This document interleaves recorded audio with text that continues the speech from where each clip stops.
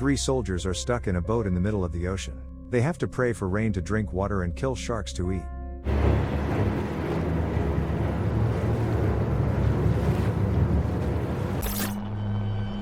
The events of the film take place in the midst of the Second World War.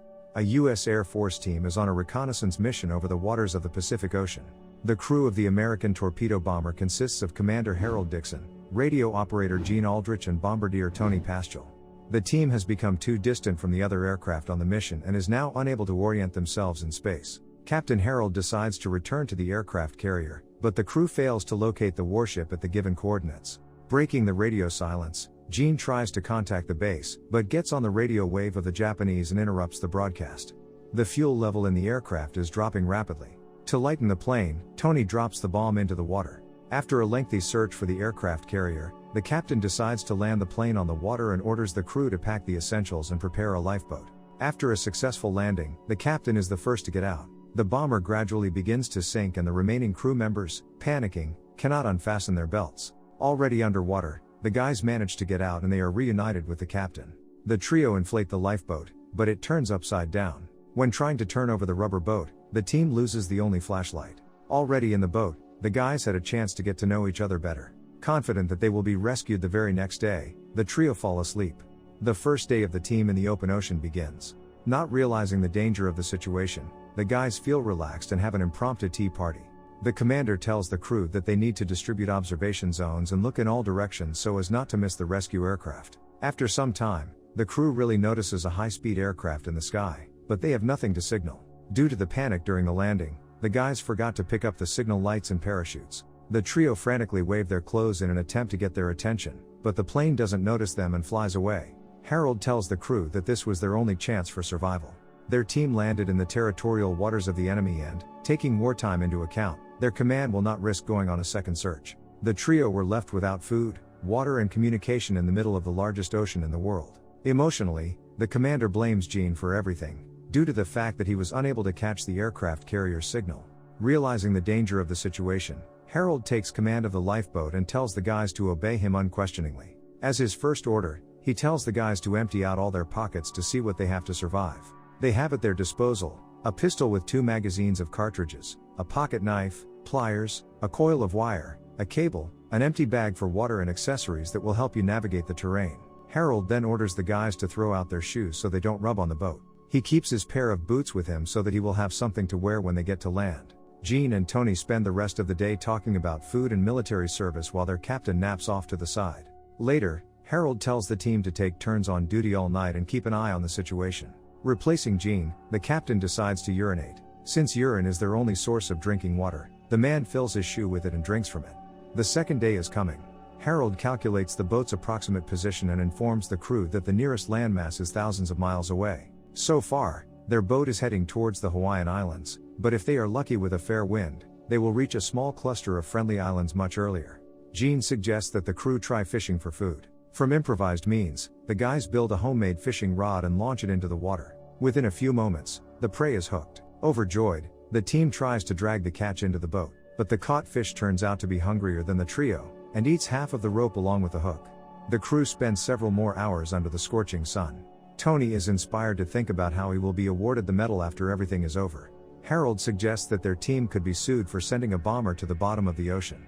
Tony says that no one is to blame for the crash landing, to which Gene replies that there is still a culprit and throws an unambiguous look at the commander. Tired of fishing without a catch, Gene decides to swim.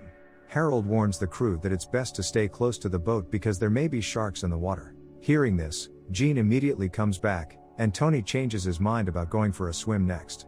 Thus ends another day. On the third day, Gene and Tony again remember what brought them to the service and what they did before the war. Tony reveals that he graduated with honors from the mechanics course. Upon hearing this, the commander starts blaming the bombardier for the crash landing due to his inexperience as a navigator. With each passing day, the morale of the team is deteriorating. Tony is so thirsty that he is ready to drink water from the ocean, but the commander stops him in time. 5 days pass under the scorching sun, and the crew wonders why they haven't already died without water and food. Harold says that what saves them is that they don't move much and drink their own water. Feeling his pockets, the commander is surprised to find a pencil and from memory draws a map of the perimeter in which they are located. After calculating the approximate coordinates, Harold informs the team that they are moving in the right direction, which greatly encourages the guys. The trio builds an anchor out of things, so as not to go astray in case of the wrong wind direction. Now the crew can only hope for a fair wind and rain so that they can quench their thirst. They decide to pray to ask the higher powers to give them water from the sky.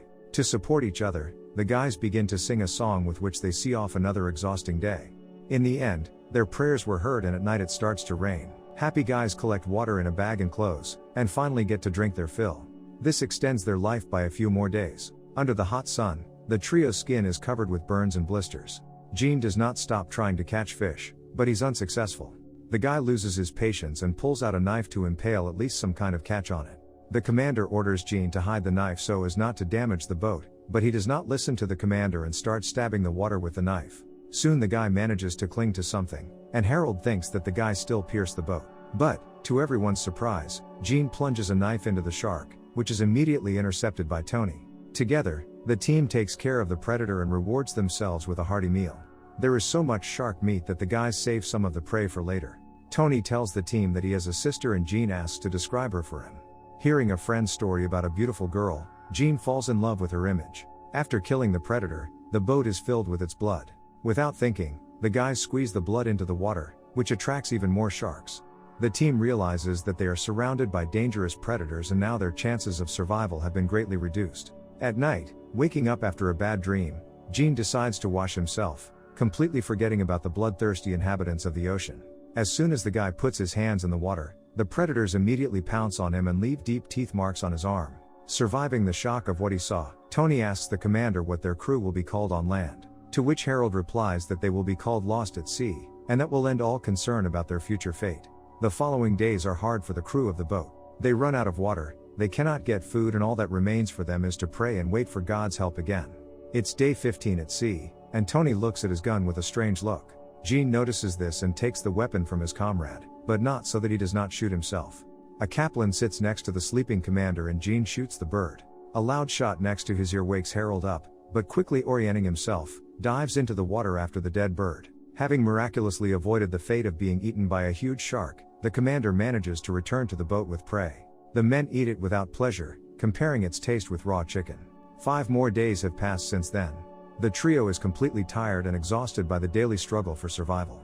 The next morning, the captain wakes up and finds that his subordinates are sleeping and no one is monitoring the situation. In a rage, he begins to chastise the crew, to which Tony tells him not to order them out, but to be on the lookout himself. The guys ask the commander when they finally get to the islands he spoke about. So it turns out that Harold made a map based only on his guesses and that they should have reached the friendly islands 4 days ago. This becomes the last straw for Gene. He reminds the commander how he forced them to throw away their boots, how he blamed them for the forced landing of the plane, and how he constantly gave orders, while leading his team to nowhere. Suddenly, Harold remembers what really happened inside the bomber. During the mission, he dozed off at the helm for a couple of minutes, and because of this he flew past the place where the aircraft carrier was located. Realizing that it was because of his mistake that the team was lost, he apologizes to his subordinates with pain in his voice. For a while, the trio spends in silence, immersed in bleak thoughts. Gene is the first to break the silence and decides to support the commander. He suggests using Harold's map anyway to find a way to land. This restores the man's self-confidence, and he cuts his shoes to make oars out of them. The exhilarated crew paddle forward, fantasizing about what they will do once they see land again. It's been a month since the plane crashed. The trio is thirsty again and begins to lose their last hope of salvation. In the evening, clouds are gathering in the sky and the guys understand that soon they will be able to drink water. But a new test awaits them. The rain turns into a terrible storm. The boat is covered with waves and the commander is thrown overboard. He manages to get back, but the next huge wave covers the boat completely and the whole trio is in the water. From the overturned boat, all the things that helped the team survive all these days go under the water. But despite everything, the guys manage to climb back into the boat and survive the storm. In the morning, the guys begin to jokingly talk about how they will butcher each other's bodies without a knife when one of them dies. The commander says that if they survive, he will give the guys recommendations, if he has ever heard at the military court. To which the subordinates say that they have no idea what they can judge Harold for, letting him know that they will not betray their commander. From these words, the man begins to cry. After some time, the commander notices that Tony lies with his eyes open and does not move. The guys decide that their comrade is dead, but after a moment his eyes blink and he comes to his senses. Suddenly, Gene notices islands in the distance and reports what he saw to the others. Overjoyed, The trio use their remaining strength to row to land, but the wind already carries them in the right direction. Waves throw them ashore, and they lie down on the long-awaited land. The commander notices small structures ahead, and realizes that they are now safe. Rising, the trio casts a farewell glance at the lifeboat and, leaning on each other, they go forward to the houses. And so, the bomber crew spent 34 days in the Pacific and traveled over 1,000 miles in a small lifeboat. After all the events, Harold received a reward for leading his team to safety. Because of the experience, Tony gave up his military career.